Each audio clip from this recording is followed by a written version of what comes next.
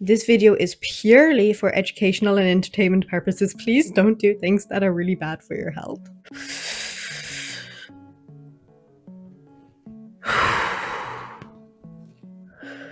8.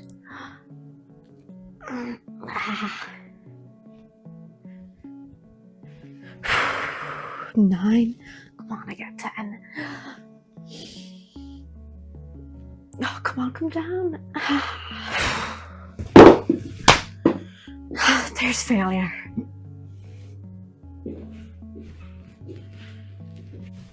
I've been doing dumbbell lat pull downs for so long and my back has hardly developed. My shoulders have blown up though, for some reason. Maybe it's time for me to hop on. Steroids. What are they? Why are they? How are they done? How are they done? In this tutorial, gear, roids, anabolics, whatever you want to call it, it's all the same stuff. Testosterone. Well, a chemically modified version of testosterone. To be clear, when I'm talking about steroids in this video, I'm talking about anabolic, androgenic steroids. I may have mispronounced that, and I may mispronounce more things in this video, but we're moving on. Steroids are awesome. They make your muscles bigger, like your biceps and your triceps and your heart. Your heart's a muscle. And unless you're the Grinch, we do not want to grow that thing. One of the things that anabolics will do is binding to a thing called an androgen receptor. Now, an androgen receptor is this little thing in your muscle cells, and androgen receptors will bind to male hormones like testosterone, and they will regulate gene expression. Now, don't be fooled by the phrase male hormones.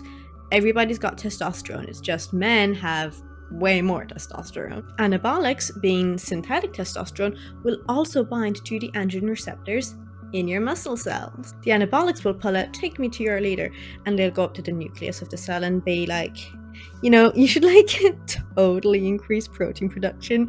You know, that would like let your muscle fibers use amino acids a little better. That'd be so hot. Now, just as you cannot spot reduce fat, you cannot spot increase the muscles that anabolic steroids impact. Well, like kind of, not really. Different roids will have different effects, and also your upper body muscles do have more androgen receptors than your lower body muscles. And of course, regardless of whether or not you're on gear, if you work one muscle group way more than all the others, that muscle group is going to grow more than all the others. But you can't inject steroids and say, just affect my biceps. That's not how they work. They are going to affect every muscle in your body. Alright, back to the heart. Anabolics will bind to the androgen receptors in your heart and increase the size of the muscle cells, particularly the left ventricle muscle. Why is this so bad? I'm so glad you asked. This means that your heart's chamber can't fill with blood properly, and also can't pump properly. Sure, you've got the nastiest quad pump anyone's ever seen, but you should be a little bit more concerned with how your heart's pumping. You are also at risk of wicked contraction, increased plaque buildup in arteries, reduced coronary flow, high blood pressure, fluid retention, blood clots, irregular heartbeat, and sudden cardiac death. Oh my! And your heart's not the only organ that can get absolutely brutalized by gear, because your liver could catch a case of jaundice, inflammation, peleosis, hepatitis, and hepatic tumors. I fucked that up. Hepatic tumors, I think. Maybe hepatic? I've already recorded this bit like 4 times. I don't know how to pronounce this. I'm so sorry. But it's very dangerous.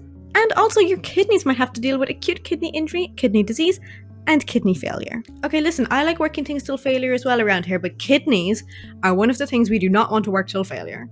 Ever. And that's just some side effects. There's a lot more health side effects like infertility. I mean, come on.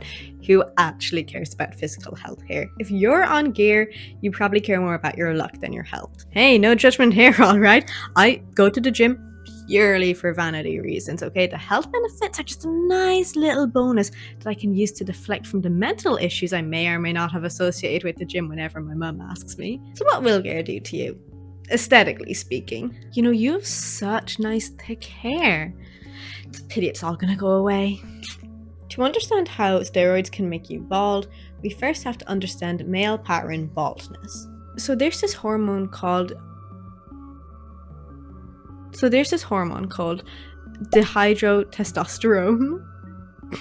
Okay, whatever. I am not going to keep trying to say that. It's called DHT for short. And there's a hormone in our bodies that will convert testosterone to DHT. DHT will bind to the hair follicles in your scalp and make them get smaller, hence less hair. Once again, don't get fooled by the term male pattern baldness, because everybody has DHT and everybody can suffer from something similar.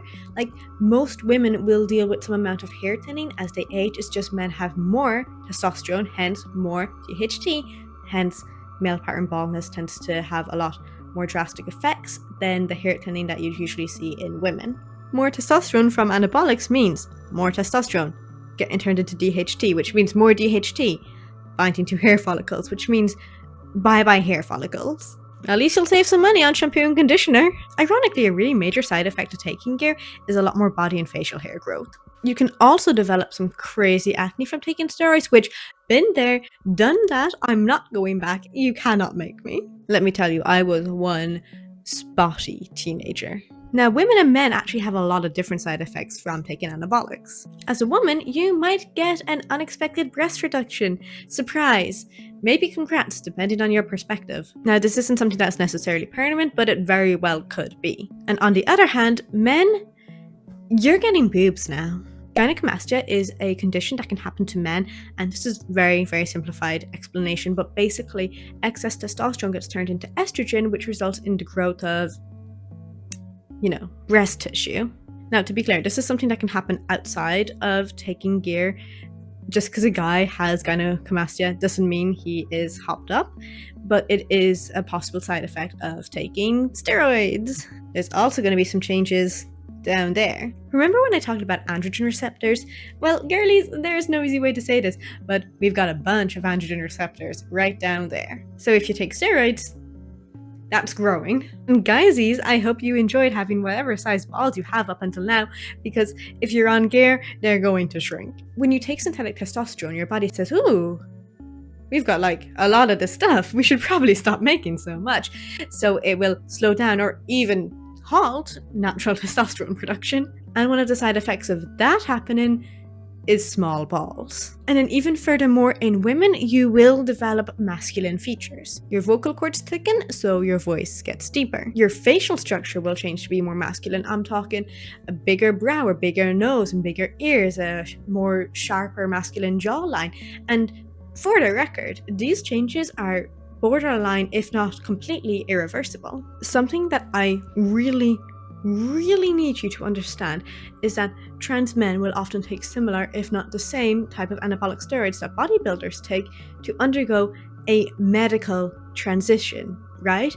To gain biologically male features. And the anabolics and dose that some female bodybuilders take is incredibly close to the dose that trans men take. Like, if you're a woman who's taking this amount of gear, you could inadvertently begin inducing the changes that a lot of trans men are aiming for when going through a medical transition. We have studies on a lot of the issues faced by trans people. Think things like depression, anxiety, body dysmorphia, gender dysphoria. You've also got things like cognitive dissonance and image issues. Obviously, the experience of being a cis woman taking anabolics for bodybuilding purposes and being a trans person is incredibly different, and there is no proven evidence for what I'm about to say.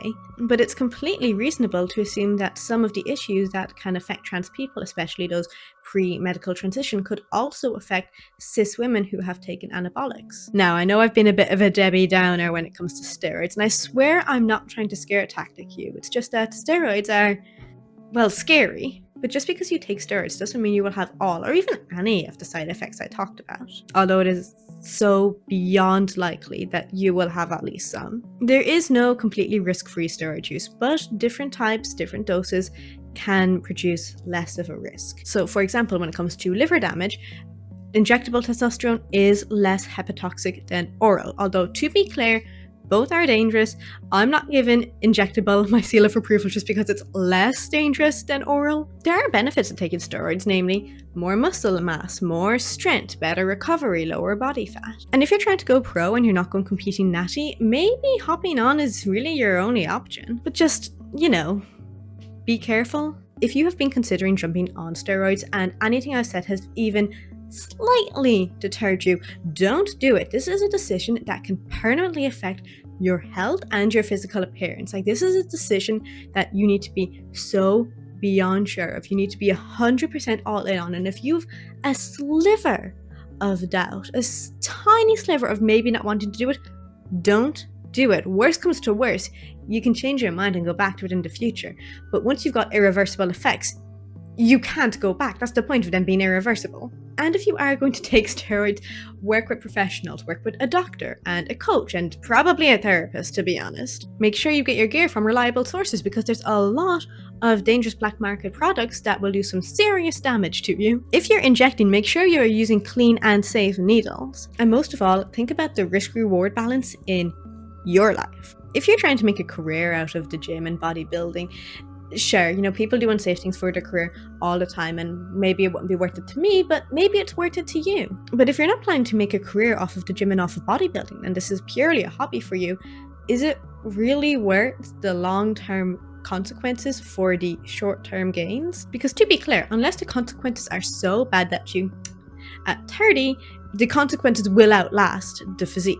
And you can get a very big and very impressive physique fully naturally. Sure, it'll take longer, but sometimes doing things the harder way gives you a better personal payoff anyway. Thank you for watching.